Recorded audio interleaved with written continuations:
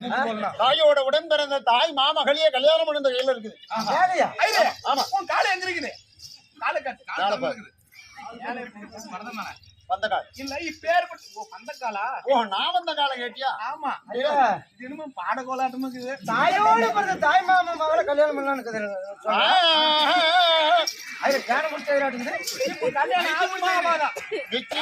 ஆச்சா தாயோட பிறந்த தாய் மாமகளே கல்யாணம் பண்ணுது. கொடுக்க மாட்டேன் கல்வாய அவனும் கொடுக்க மாட்டோம் பொண்டாட்டி கல்யாணத்துக்கு போறேன் நேரம் ஆச்சு. கல்யாணத்துக்கா? ஆமா நீ போனதான கல்யாணம் ஆகும். ஆமா நானும் கல்யாணத்துக்கு வரேன். ஏன் பையனை கூட்டிட்டு போ. சரி எடுப்பலாம். அண்ணா அப்படி பண்ணா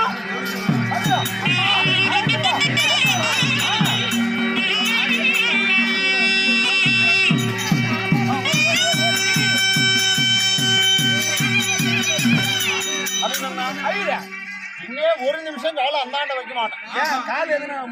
தாயாடியே ஆத்தல தண்ணி பெருகி போகுது. தண்ணிய கண்டா அந்தனருக்கு பயம். ஐயரே ஆத்தில் தண்ணி போனா என்ன? அந்தனருக்கு பயம். நான் வர மாட்டேன். ஐயரே நில்லுப்பா. நான் வர மாட்டேன். உன்னை மலை மாதிரி நம்பி வந்துட்டேன். ஆத்துல தண்ணி போனா என்ன?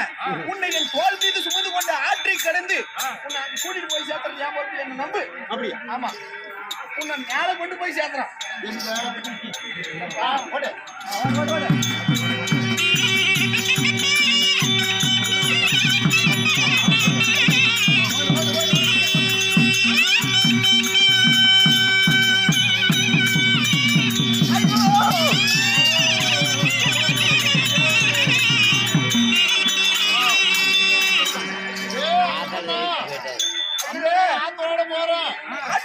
அந்தனார் பாவம் பொல்லாத பாவம்.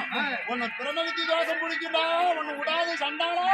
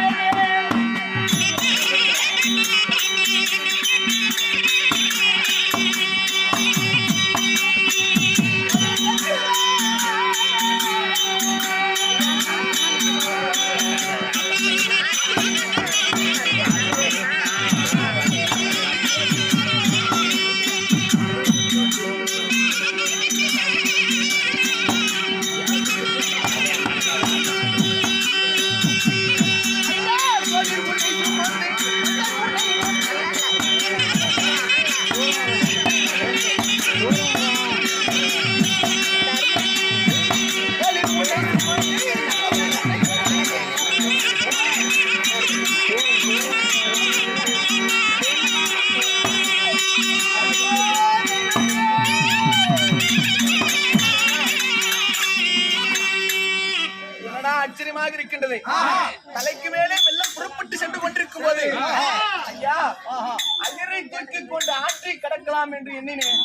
ஆனால் ஆற்றிலே கரை உருண்டு வெள்ளம் ஓடும் போது இந்த ஐயரை ஆற்றில் வெள்ளம் அடித்துக் கொண்டு போய் சென்று நம்ம ஓடியா வளைக்க முடியாம போன நாம ஐயா ஆற்றை கடந்து கலப்பாக இருக்கிறது. இதோ அருகிலே இருக்க பகுதியில் கட்டப்பாறையில் நான் படுத்து உறங்குகின்றேன். மட்டமே பாறை மேல் படுத்துறங்க.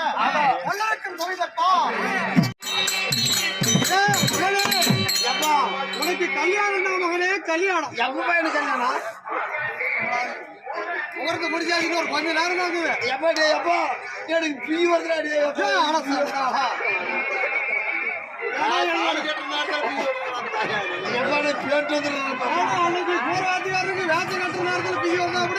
கல்யாணம் பண்ண போன ஆமா பாபா நான் பீ பேட் வந்துடுறேன்.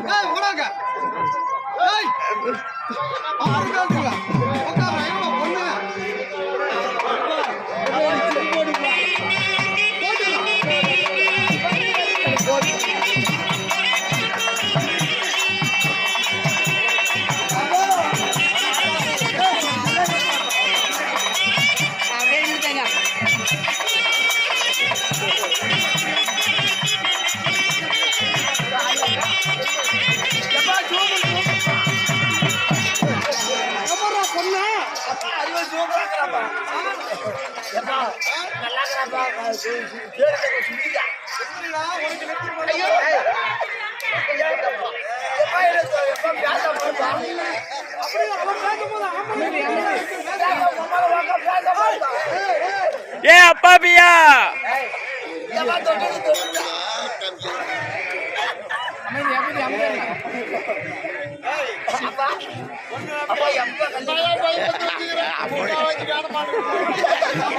நவர் பாஸ்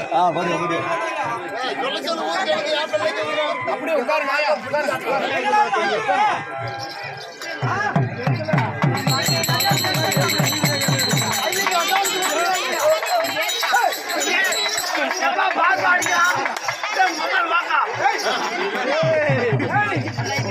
பெரியப்பா உனக்கு வைக்கிறண்டா பெரிய அப்பா அப்படியா ஆமா எது சுந்தரி நிச்சயதார்த்தம் செய்ய கல்யாணம் பண்றாங்க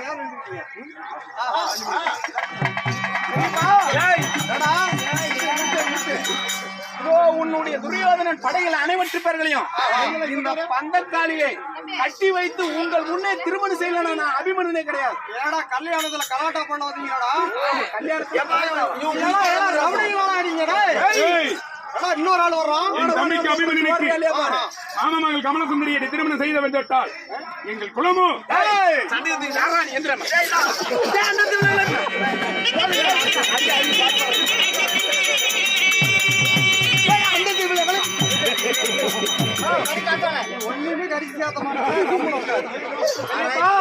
தம்பி இவங்களை பிடிச்சி பந்துகளை அடிச்சு கட்டி போடுறான். அடிக்கிறான் பார்வை அடிக்கிறான் தம்பி சுந்தரி யாருக்குடா சொன்னா யாருக்குடா சொன்னா என் மாமா எதுக்கா சொன்னா எது உனக்கு சொன்னா நீ யாருமா கருப்பா மாமா கறி மூஞ்சி பையன் நினைச்சிட்டேன். லக்னகுமாரா சுந்தரியாகப்பட்டவள் நிருபத்தை எழுதியிருந்தார். எப்படி என்றால் வருகின்ற சுக்கிரவார வெள்ளிக்கிழமை தினத்தன்று லக்னகுமாரன் தலை மீது எரிவிலுக்கு தீபம் ஏற்றி வைத்து என்னை திருமணம் செய்து கொள்ள வேண்டும் என்று நிருபத்தை எழுதியிருந்தார். அப்படி அனைத்து அரசர்கள் மத்தியில் என்னை திருமணம் செய்யவில்லை என்றால் அக்னி குண்டத்திலே விழுந்து மடிவிடுவேன் என்று சொன்னார். பெரியப்பா அதாவது உன் தந்தைமார்கள் காட்டுக்கு போயிட்டாங்க. ஓஹோ பங்காளிங்கிற முறையில இட்னூறு குத்துறதுக்கு நான் தான் இருக்கிறோம். அப்பனா கட்டி வச்சு கல்யாணம் செஞ்சா இது நல்ல யோசனை. 1000 நாளே என்னுடைய தகப்பன் ஸ்தானத்தில் நீதான் இருக்கிற. இப்ப இருக்கிறது நான் தான். உனக்கு ஆசீர்வாதங்கிற ஒரே காரணத்துக்காக உன்னை விட்டு வைக்கிறேன். அவுத்துறா பெரிய கல்யாணம் பண்ண முடியாது. சுந்தரி பெண்ணே சுந்தரி ஆமா பார்த்தாயா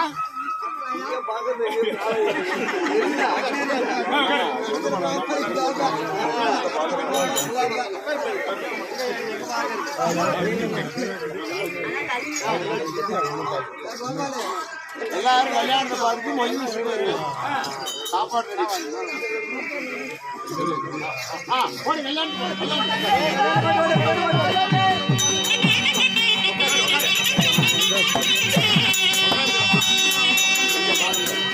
திருமணம் செய்தார்.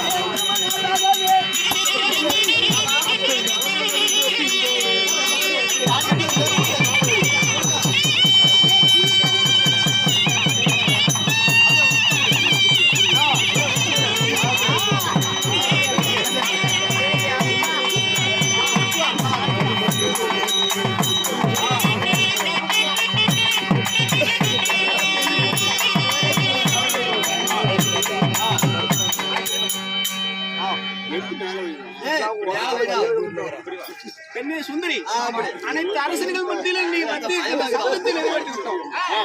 வளம் வருகிறான். ஆமா ஆசீர்வாதம் பெரியப்பா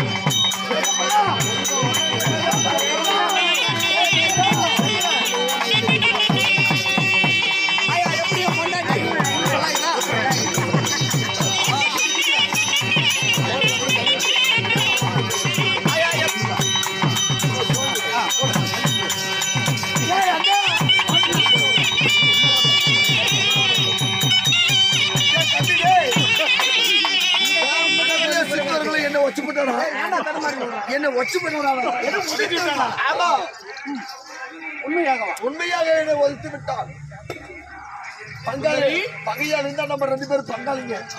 ஓஹோ பெண்ணே சுந்தரி அனைத்து ஆடவர்கள் மத்தியிலே ஒரு ஆண் மகன் என்று மாறாமல் அவனை எட்டி காலால் உதித்திருக்கிறாய். 1000 இருந்த போதிலும் என்னுடைய அண்ணன் லக்னகுமாரன் இப்படி ஒரு ஆம்பளை காலால் உதிக்கலாம் நியாயமா? இன்றைய தினத்திலே என் அண்ணனை உதித்த கால் நாளைக்கு என்ன உதைக்காதுன்னு என்ன நிச்சயம்? நீங்க குலமங்கையா? நீ யாரையா?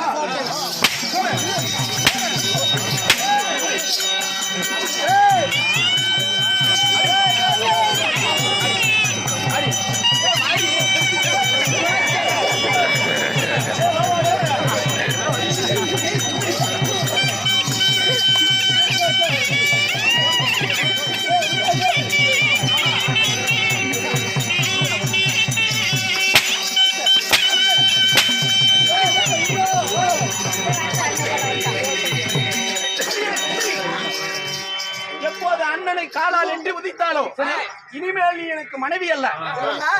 அப்படி எனக்கு விடுதலை எப்ப கிடைக்கும்? உன்னை சிறையில் போடுகின்றேன். மறுபடியும் எனக்கு விடுதலை எப்ப கிடைக்கும்? நான் செத்த பின்னாடி தான் உனக்கு விடுதலை. அது வரைக்கும் நீ என் மனைவியே கிடையாது. அது நான் சாவறதான் தூக்கி போடுறவன. நான் கேளும் சமயங்களே, நாட்டுக்கு நாடு மகா நாடு